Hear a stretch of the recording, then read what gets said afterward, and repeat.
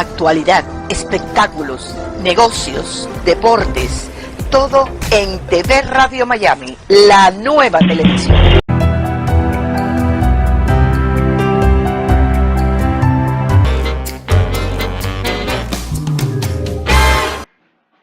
Hola a todos, somos Seweet Spicy y estamos en TV Radio Miami. Aquí estamos con una entrevista tan especial con el productor King Knight y el director Andrew Colton. Hey guys, it's Seweet and Spicy. So today we're here with the one, the only director and producer, King Knight and Andrew Colton. Woo! So how did you get in this industry? What was the first thing that inspired you to get in this industry? Thinking entertainment, so I would do creative writing courses. I would make my own little stories and everything. I've always wanted to bring it to life and kind of share with people. So as a kid, we had a film class, and that is kind of what inspired me to get started, was getting behind the camera, working behind the camera, and capturing the story that I created. En su crianza siempre ha querido algo en esa industria. And you? Oh, what are you doing this one? Yeah, Don't worry. I started a very long time ago when I was young. I mean, I grew up around a TV and just watching movies and stories all the time, and the cinema was so immersive for me that I just always wanted to be a part of it. And interestingly enough, it actually started from skateboard videos when I used to go out and film my friends skateboarding, and that's really the first time I got behind the camera, and then it just kind of went from there. Ha empezado a través de grabar a sus amigos patinando y ha encontrado su amor en eso, igual como él. Sí. Awesome. So, you guys, the second question: what was the first ever project that you guys were ever part of, individual? Or together, whichever makes it. Well, we can do both, I guess. We can both, yeah. The first project I was ever a part of, well, besides the skateboarding stuff, when I started to take it more seriously, I went to a film school, Art Institute of Fort Lauderdale, and it was a class project to do a music video. And at the time, I was obsessed with music videos. So I remember it was a song called Star Child Lover. Oh, wow. And it was a very interesting music video, to say the least. But that's when I really got, my toes wet doing music videos, and it just kind of went from there. What was the name of the video? Star Child Lover. Star Child Lover. Go look that one up. I'll look that It's one still up. online. I don't I'm even pretty think I sure. was born. It's a Oh, very, sorry, no. it's old. That sounds like something I want to see too. Yeah. Star Child Lover. Is that one? Okay. Okay. Entonces, en general, tenía que hacer un video musical para su clase. The first project that I was ever involved in was a music video that I shot in 6th grade. It was kind of a reenactment of an old DMX music video where I got to make people pop up and disappear and go in and out, and we all did the little DMX dance for the Rough Riders anthem when that was popular. So yeah, that was the first time I kind of got involved in actually getting behind the scenes and filming. You want to recreate it? Absolutely not. It was horrible. What was the first thing me and you worked on? And Living Inside the Rain. Woo! Is that the Was it? first thing? No, it couldn't have been. Oh, Oompa. No, but you. Well, I did the coloring for Oompa. So it had to be Living Inside the Rain. It was, I guess, yeah. Yeah, it was. Living Inside the Rain, And anti-bullying project. We'll get there soon. So basically, man, when you guys started, what was the challenges, the difficulties you guys had to overcome? I mean, when I started, I was pretty young, so there were a lot of challenges. We didn't have, film insurance, or we weren't able to pull permits. Technology has come a really long way since I started. We were using mini DV tapes that you had to capture in real time, and gear was a huge problem. We didn't have all the lighting and stuff we have today. We just had to work with what we had. But the point is just no matter what you have, to just create, and eventually it'll evolve. I guess I'll kind of fast forward a bit. The greatest challenges that we meet are, I would say, inconsistent or unreliable people. When I first started, people who would not show up to set or wouldn't do their part or whatever the case is, just it kind of derail the project a bit, because it's hard to find people to do things for free when you're starting out, so people just don't show up. So that was my big Sounds like you're thing. throwing a little shade out there, yeah. Just Moving on. a little bit. It's the truth, though. Yeah, I mean, like when you first start out, you're calling in a lot of favors, Yeah, and then you can really, you see who shows up and who doesn't. That's for sure. absolutely. So Okay. who's the realist or who's not real? Who's there since day one? That's right. Right or die. Empezar desde el primer día de gratis de hacer todo eso. Eso es lo físico, o sea, eso te lo doy. Creating and production, what's the most important part? The equipment. Yeah. That makes a big difference. Yeah. I'm gonna go with story, because putting together a story that hasn't already been done or hasn't been done correctly, in your opinion, is really hard nowadays. There's so much of everything out there. There's so much content that finding something true and original is more of a challenge today than it ever has been. Yeah. I second that motion.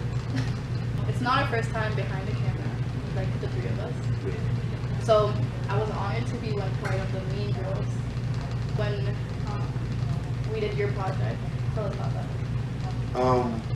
Well, she's referring to the music video "Living Inside the Rain," directed by Mr. Andrew Colton right here. Co-directed. It was an anti-bullying project, just kind of bring some light and awareness to the epidemic of bullying and teen suicide. And she was one of the mean girls. She did a very good job. Even though I'm the nicest person. She is. She's a very nice Just person. sweet and spicy for your friends. Well, She was I'm not- spicy on set. She was spicy. because I had to. That was Yeah, the only. yeah. I'm very nice. But it was an incredible project that we just wanted to get out there to the world so that we can try to connect with some of these people who feel like they're alone and going through something, and these young kids who feel like no one's there or no one understands, or like adults like us don't understand what they're going through. So we wanted to kind of connect with them through not only the music but through the visuals that he helped put together.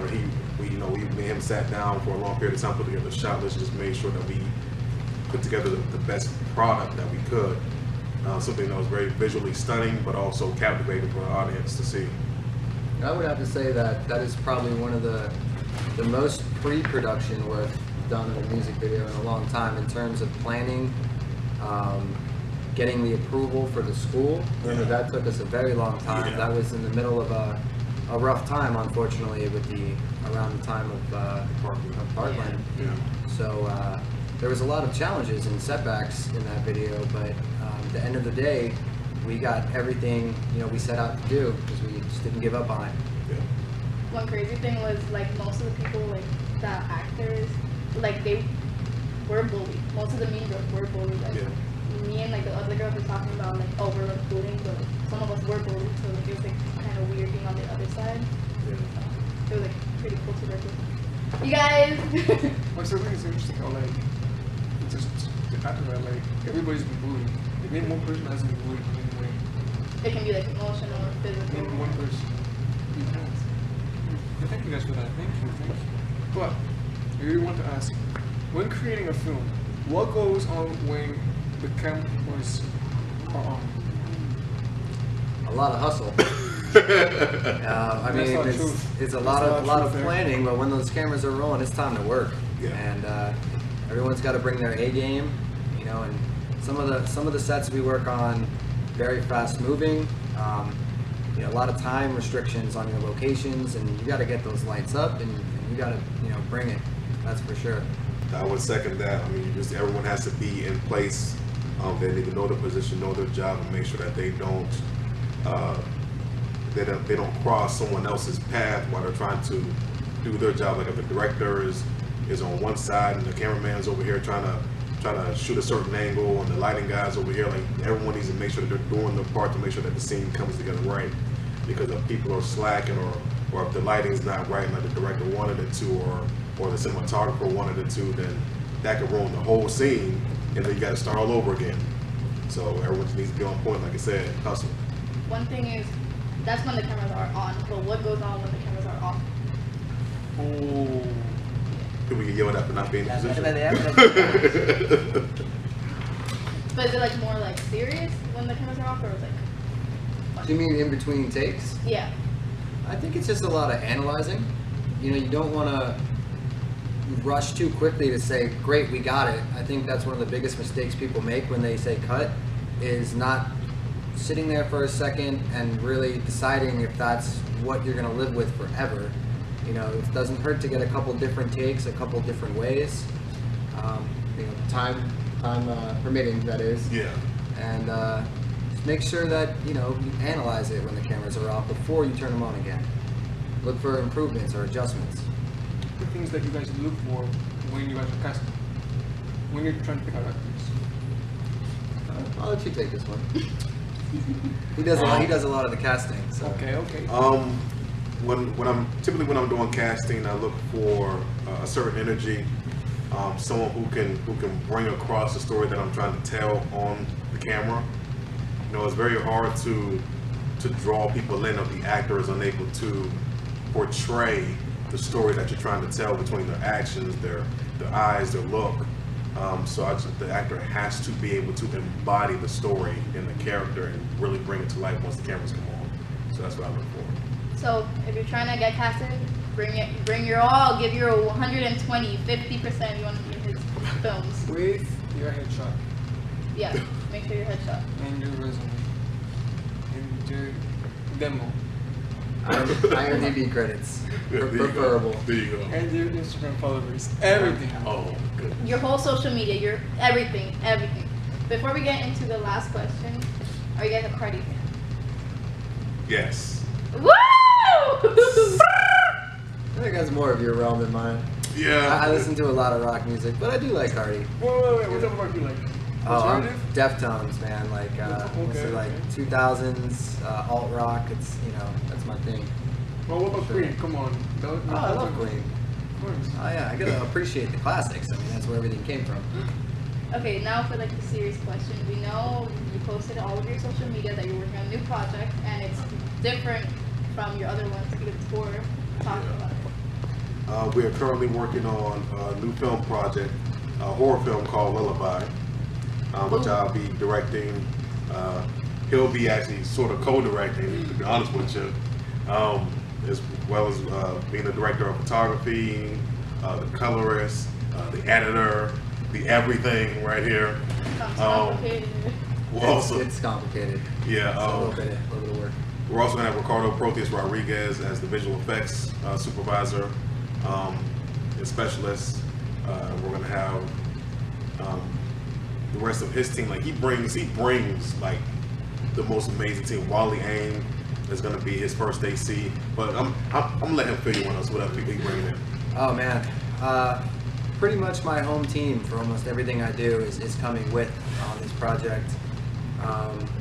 This is going to be definitely a high-end project for sure. I mean, we're going to be bringing out all the gear, all the lights. Oh. You know, we're bringing everything we got for this one, and we're pretty sure it's going to blow people away. Especially the blood too, right? Oh yeah, there will be blood. Oh yes, there will. There will be Sounds blood. like a There will movie. be Guts. burned teddy bears. There will be little girls contorting and crawling up and down things. It's gonna be real scary. So be ready. If you need a bag to throw up, grab it because it's gonna be interesting. With that being said, with any project, what would your advice to you guys be to the people that are actors, actresses, Or or wanna even be a directors that filmmaker. wanna get in the industry? Or that already are. What's your advice? From a filmmaker standpoint, I would say that if people are just spending too much time researching and not doing, that is going to be a major setback, you know, in their career. I think that, you know, learning is great, but you never learn more than when you're doing. So, I mean, if there's directors near you that you think are talented, that you enjoy their work, you got to shadow them. You know, you got to PA. My advice would be to be different. Don't be afraid to be different. Don't be afraid to be creative. Don't be afraid to stand outside the box and don't be afraid to bring something to the table that not everyone's going to accept, because those are the things that become classics. So don't be afraid of your creativity. You don't let anyone ever tell you that it's not good enough or that it's not going to work, because most things that people say aren't going to work become the greatest things and most memorable things that the world has to offer.